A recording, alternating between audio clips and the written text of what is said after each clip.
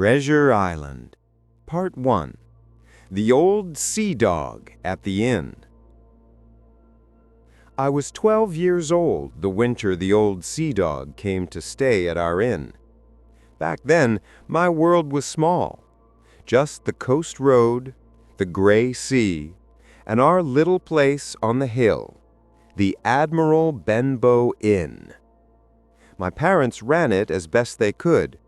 We didn't have much, but it was home. I still remember the first morning I saw him. He came up the road from the village, dragging his sea chest in a handcart, his back to the wind. A tall, heavy man, with tar-stained hands and a scar across one cheek. His coat was rough and salt-streaked. His hair was tied back, and his skin was the color of old rope. But it was his face that stayed with me. Not just the scar, the eyes. He had the tired, watchful stare of someone who'd seen far too much and trusted almost no one. He stopped in front of our sign, squinted up at it, and then at the sea. Then he turned to me and spoke in a deep, rough voice. "Is this inn well kept, boy?" "As well as we can, sir," I answered. He grunted, then dropped a few coins into my hand, far more than a poor traveler would ever pay. "I'll stay here. A month, maybe more. You keep your eyes open for a seafaring man with one leg. If you ever see him, you come tell me. I'll give you a silver fourpenny for it. Understand?" I nodded, though I didn't understand at all. A one-legged man, a sea chest, too much money for a simple room. That was how it began. He never told us his real name. To my parents and to the few travelers who came by, he was simply the captain. He drank rum every day. He walked the cliffs, staring out at the sea like it owed him something. And every evening he came back to the inn and hammered the table with his fist, shouting for more drink and old sea songs.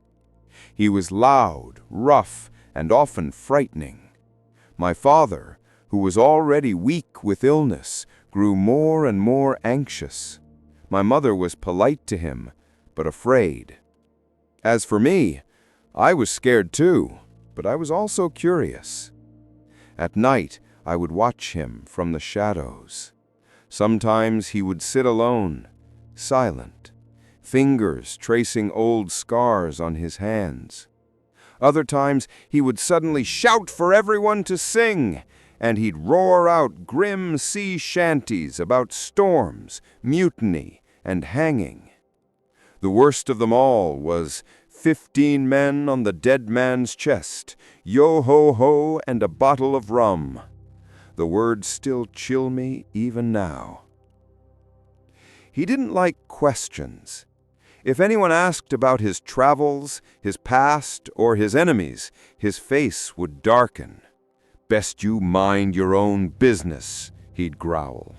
"The sea keeps her own secrets."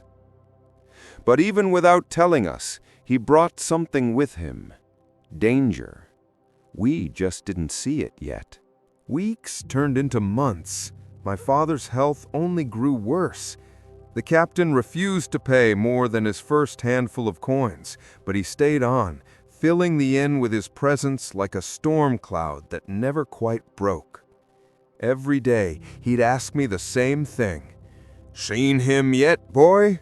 A sailor with one leg? You'd know him if you did. You'd never forget the way he walks." I hadn't seen anyone like that, but the fact that the captain was so afraid of him made me imagine that man in my dreams, a dark figure on the road, limping toward our door. One cold morning, weeks turned into months. My father's health only grew worse.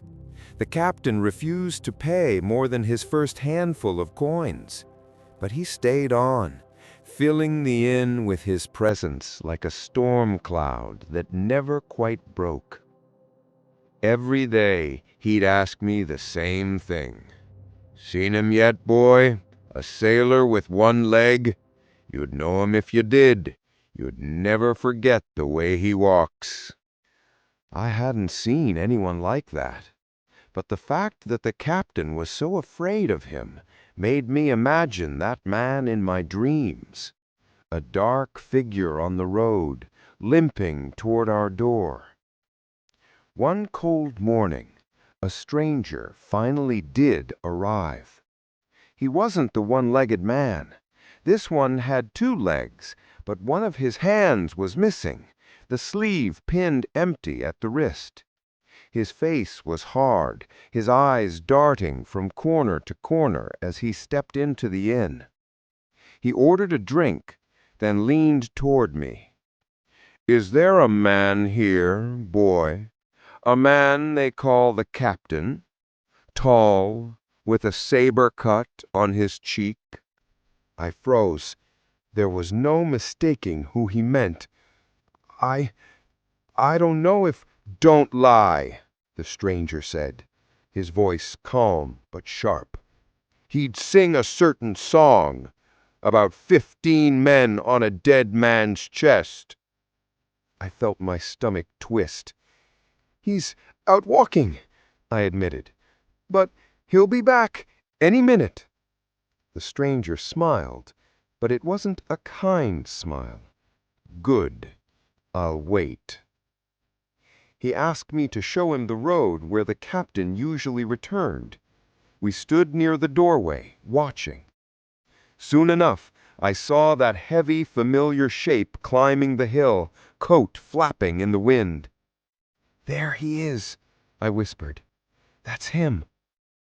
The stranger squeezed my shoulder once, then stepped back into the common room and sat where he could watch the door. The captain came in like he always did, stamping his boots, shouting for rum. Then he saw the stranger. All the color drained from his face. "You," the captain hissed. "Black dog." "Yes," the man answered calmly. "Black dog it is." I had never seen a man so terrified. The captain's hand trembled as he pointed. "Get out of my inn," he snarled. "Get out before I—" "Easy, Bill," Black Dog said, using a name I had never heard before. "I'm just here to talk. About the old days, about the crew, about the man with one leg." The captain looked as if the ground had vanished beneath him. They sat at a table in the corner. Their voices soon dropped so low I couldn't hear the words, just snatches. "The map. Flint's treasure.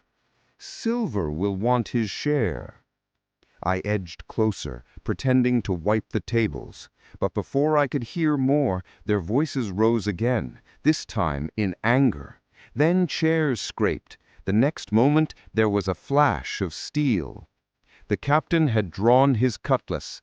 Black Dog turned and ran for the door. The captain lunged after him, sword swinging. He struck, but not deep enough. Black Dog crashed into the road outside and disappeared, running as fast as his legs could. The captain staggered back inside. His chest heaved. Sweat ran down his face. He looked around wildly, as if expecting more enemies to pour in after Black Dog. Then his hand jerked to his chest. He collapsed on the floor. My mother screamed. I ran to him, terrified. His face was blue, his breath ragged and shallow. "Doctor! Get the doctor!" someone shouted. I ran as fast as I could to fetch Dr. Livesey. Livesey had always been calm and steady, even when my father's health had worsened. When he arrived, he knelt beside the captain, felt his pulse, and nodded slowly. "It's a stroke," he said, "brought on by shock, drink, and fear. He's not dead yet, but if he keeps drinking rum like this, it won't be long." The captain stirred and grabbed his sleeve. "Doc, Flint's crew, they're coming.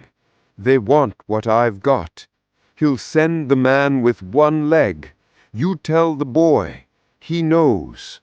His hand fell away. Dr. Livesey looked at me. "What was he talking about?" he asked quietly. I swallowed. "I don't know everything," I said, "but he's been afraid of a one-legged sailor since the day he came. And today another man came, Black Dog. They argued about pirates and treasure. I heard the word map." Livesey studied me, then the unconscious captain. "He needs rest," the doctor said. "No more rum, not a single drop. Do you understand, Jim?" I nodded. But the captain did not understand. When he woke, he shouted for rum louder than ever. We refused. He cursed us, raged, and tried to get up, but his body was weaker than his anger. He fell back onto the bed, panting, sweating, eyes wide with terror. By then, my father was so ill he could barely rise from his own bed. The inn felt less like a home and more like a ship caught between storms. The first storm passed quickly. My father died. We buried him on a cold, lonely day. The sea wind howled over the hill, and my mother cried quietly beside me. The captain stayed in his room, refusing to come out. Maybe he felt guilt. Maybe he was just afraid. But the second storm was already building. It came in the shape of a blind man. I was standing outside the inn one evening, still half numb from grief, when I saw him coming up the road. He wore a tattered cloak and tapped his way along with a stick. His eyes were pale and empty, blind, but somehow more frightening than any sighted man. He stopped in front of me. "Boy," he said in a thin, cold voice, "come here." I hesitated. "I said come here," he repeated. "Take me to the inn. Take me to the captain." My blood turned cold.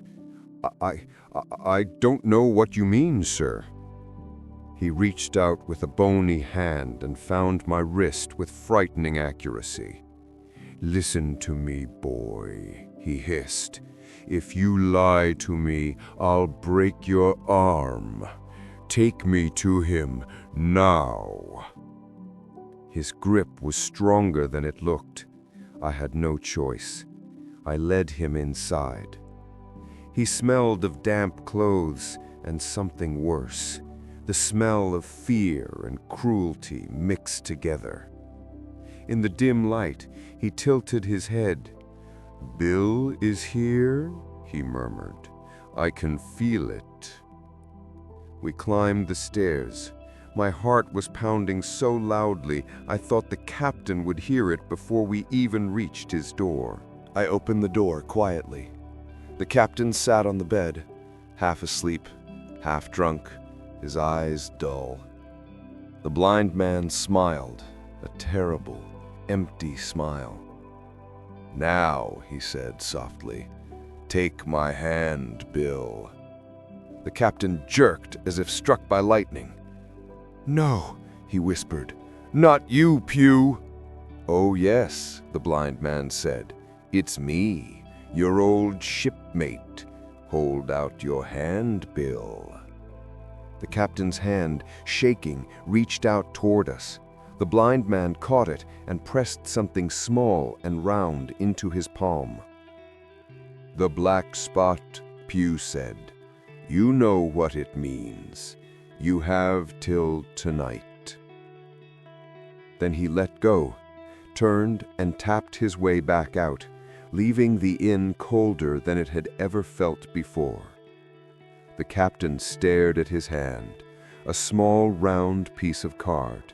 On one side, a smear of ink. On the other, a few words I couldn't see. He looked at it once, then gasped. 6 o'clock, he muttered. They'll be here by 6. He tried to rise. He took one step, then his face twisted, his eyes rolled back, and he fell like a stone. This time, there was no doubt. The captain, Bill, whoever he had once been, was dead. My mother cried out. I stood there, frozen, the black spot lying beside his outstretched hand. And somewhere outside, in the darkening road, I thought I heard the distant tap of a blind man's stick and the beginning of footsteps coming our way. The danger the captain had brought into our lives was only just beginning. To be continued.